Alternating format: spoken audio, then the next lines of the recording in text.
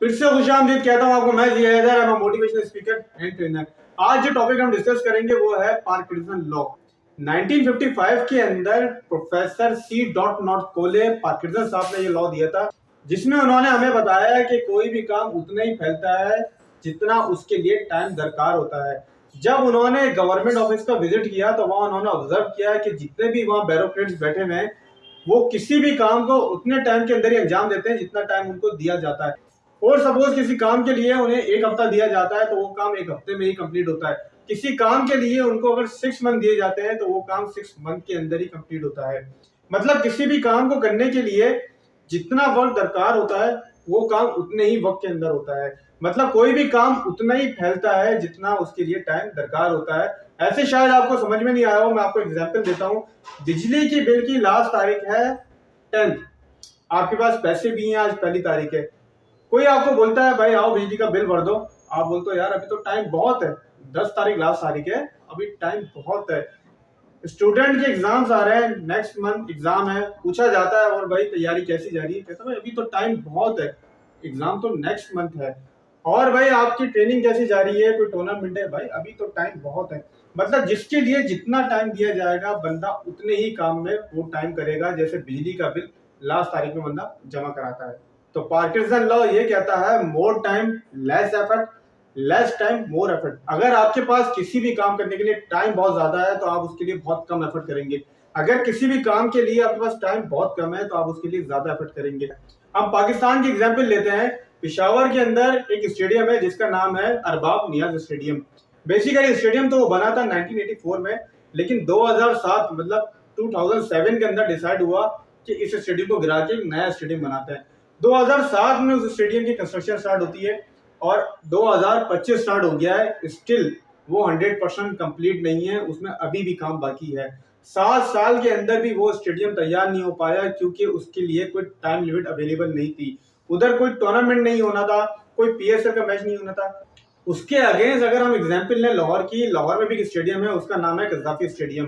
2025 champions trophy की मेजबानी पाकिस्तान कर रहा है, सारे मैचेस पाकिस्तान के अंदर होने हैं। तो जब कंफर्मेशन हुई चैंपियंस ट्रॉफी पाकिस्तान के अंदर होगी तो पीसीबी ने डिसाइड किया है कि हम कज़ाफी स्टेडियम को गिरा के एक नया स्टेडियम बनाएंगे। अगस्त के एंड में पूरे स्टेडियम की कंस्ट्रक्शन स्टार्ट होती है। अगस्त के एंड मतलब आप समझ लें सितंबर में, और आज मतलब जनवरी के अंदर वो स्टेडियम ऑलमोस्ट कंप्लीट है। क्यों? क्योंकि एक टाइमलाइन दी हुई है, 19 फेब को पहला मैच लाहौर के अंदर होना है चैंपियंस ट्रॉफी का। पिशावर का स्टेडियम क्यों कंप्लीट नहीं हो पाया? क्योंकि उसकी कोई टाइमलाइन नहीं थी, वहां कोई मैच ही नहीं होना। लोग बनाते रहो, जब बनेगा जब देख लेंगे, कोई मैच असाइन कर देंगे।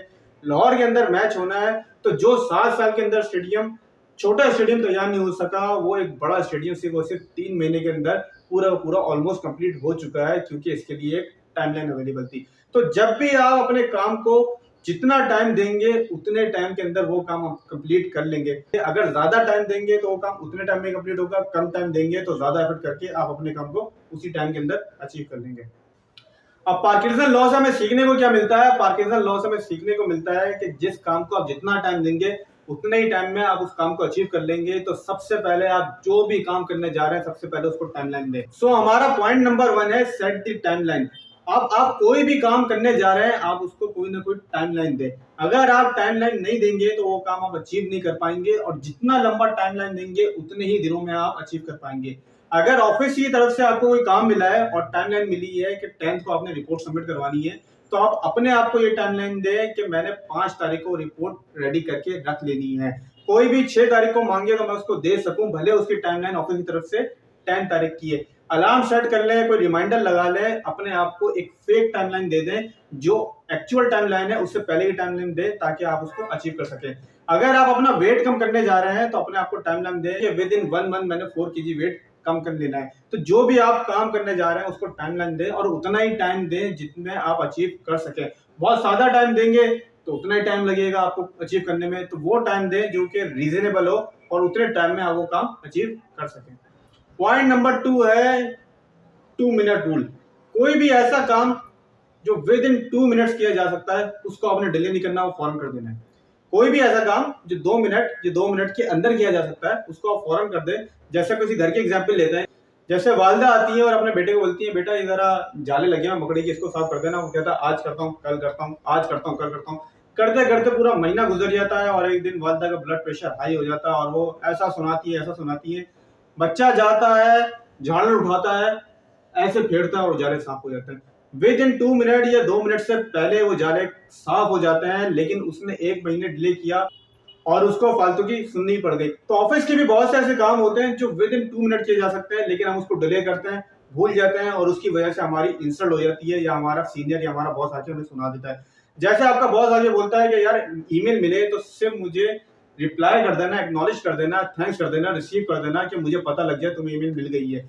आपके पास ईमेल आई, आपने बोला मैं अभी करता हूँ, उसमें नई ईमेल्स आती रही, वो रह गई और बॉस ने आपको आके सुना दी that I told you you have to reply once you receive the email but you did not reply me. छोटा सा काम था, सेकंडों का काम था, वो आपने डिले किया और बाद में आपके लिए सरदर्द बन गया। तो कोई भी ऐसा काम जो 2 मिनट के अंदर किया जा सकता है वो आपने डिले नहीं करना, ऑन कर देना। पॉइंट नंबर 3 है break your task into smaller pieces. अगर आपका टास्क बहुत बड़ा है, उसके लिए टाइम भी ज्यादा दरकार है, तो अपने टास्क को छोटे छोटे टास्क के अंदर डिवाइड कर लें। एग्जाम्पल लेते हैं कि आपका वेट है 140 केजी का और आपने डिसाइड किया कि मैंने 40 केजी वेट अपना कम करना है। तो 40 केजी वेट कम करना तो बहुत बड़ी बात है, बहुत बड़ी टास्क है। भले आपने अपने आप को 2 साल दे दिए, लेकिन 2 साल में भी 40 केजी कम करना एक बहुत बड़ी बात है। जब आप उसको फॉलो करने जाएंगे तो बहुत ज्यादा चांसेस हैं कि आप डीमोटिवेट होकर छोड़ देंगे कि यार मैं इतनी मेहनत कर रहा हूँ, सिर्फ मेरा भी 1 केजी कम हुआ है, 2 केजी कम हुआ है, 3 केजी कम हुआ है, मुझे तो 40 केजी कम करना है। तो उससे बेहतर ये है कि जो 40 केजी का इतना बड़ा जाइंट सा टास्क है, इसको छोटे छोटे पीसेस के अंदर डिवाइड कर लें। एग्जाम्पल लेते हैं कि आप डिसाइड करते हैं कि मैं 40 केजी को 10 पार्ट्स के अंदर या 10 टास्क के अंदर डिवाइड कर लेता हूँ, यानी हर मंथ मैं करूंगा सिर्फ और सिर्फ 4 केजी कम। तो 10 मंथ्स के अंदर मैं 40 केजी कम कर लूंगा। अगर ये टारगेट भी आपको बहुत बड़ा लग रहा है तो आप इसको और कम कर लें कि हर मंथ सिर्फ और सिर्फ मैं 2 केजी वेट कम करूंगा, तो 20 मंथ्स के अंदर मेरा 40 केजी कम हो जाएगा। तो जब बड़े टास्क को आप छोटे छोटे टास्क के अंदर डिवाइड करेंगे तो बहुत इजी हो जाएगा आपके लिए अचीव करना। तो आप अपने ध्यान में रखेंगे कि सिर्फ मैंने 2 केजी कम करना है विद इन अ मंथ। अगर 40 केजी रखेंगे तो बहुत मुश्किल हो जाएगा आपके लिए बर्दाश्त करना और शायद आप उसको अचीव नहीं कर पाए। पॉइंट नंबर 4 है फियर ऑफ लॉस या सेल्फ पनिशमेंट।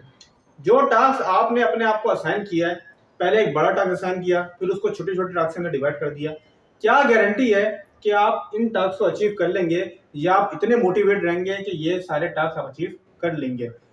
हर कोई टाइमलाइन बना सकता है। आप अभी बना लेंगे मेरा वेट ज्यादा है, मैंने अब अपने आप को 1 साल का टाइम दे दिया, 1 साल के अंदर मैं 30 केजी कम करके दिखाऊंगा। क्या गारंटी है कि 1 साल के अंदर आप ये वेट कम कर लेंगे? कोई गारंटी नहीं है। कोई गारंटी इसलिए नहीं है कि अगर आप अचीव नहीं कर पाए तो आपको कोई नुकसान नहीं होगा, आपको किसी चीज का डर नहीं है। अगर कोई एम्प्लॉय टाइम पे बॉस को रिपोर्ट सबमिट करवा देता है तो उसकी एक ही वजह है कि उसकी वाह वाह हो जाएगी, या उसको ये डर है कि बॉस मुझे बहुत सुनाएंगे या मुझे प्रमोशन नहीं मिलेगा या मेरी इंसल्ट हो जाएगी। मतलब कोई ना कोई उस काम के पीछे उसका डर है। लेकिन जब हम कोई सेल्फ इंप्रूवमेंट में काम करते हैं, या जैसे वेट कम करेंगे या अपनी हेल्थ का ख्याल रखेंगे या अपनी इंप्रूवमेंट के लिए नई नई चीजें एक्सप्लोर करेंगे, पढ़ेंगे, वो हम नहीं कर पाते क्योंकि हमें किसी चीज के खोने का डर नहीं होता। तो जब किसी चीज के खोने का डर नहीं होता तो हम उस काम को कंटिन्यू बिल्कुल भी नहीं कर पाते हैं। जैसे मैंने बोला है कि मैं अपना वेट कम करूंगा 20 केजी, लेकिन मैंने वेट अपना कम नहीं किया तो मुझे किस चीज का नुकसान हुआ? किसी चीज का नुकसान नहीं हुआ। लेकिन अगर मैं ऑफिस रोज लेट जाऊंगा तो मेरी सैलरी कट जाएगी, मुझे डर है यार मेरी सैलरी कटेगी, तो मैं रोज टाइम पे पहुंच जाता हूँ। तो कोई ना कोई ऐसा सेल्फ पनिशमेंट आप अपने लिए कर लें कि अगर मैंने ये काम नहीं किया तो मैं अपने साथ अपने आप को ये पनिशमेंट दूंगा। जैसे बहुत सारे गांव का एक कंपटीशन था कबड्डी का, सारे गांव वाले आते उस स्टेट के अंदर लड़ते और एक गांव कोई जीतता और पूरी स्टेट के अंदर उस गांव की वाह वाह हो जाती। हर गांव वाले अपने प्लेयर्स रेडी करके उनकी ट्रेनिंग करवा रहे थे। तो एक गांव के अंदर जो प्लेयर्स थे वो रोज आते थे, ट्रेनिंग करते थे। तो कुछ प्लेयर्स कुछ दिन आए, उसके बाद छुट्टी करना शुरू हो गए। तो जो गांव के बुजुर्ग थे उन्होंने बोला कि आज के बाद से जो भी प्लेयर ट्रेनिंग के अंदर नहीं आएगा उस दिन वो सोएगा कुत्तों के साथ।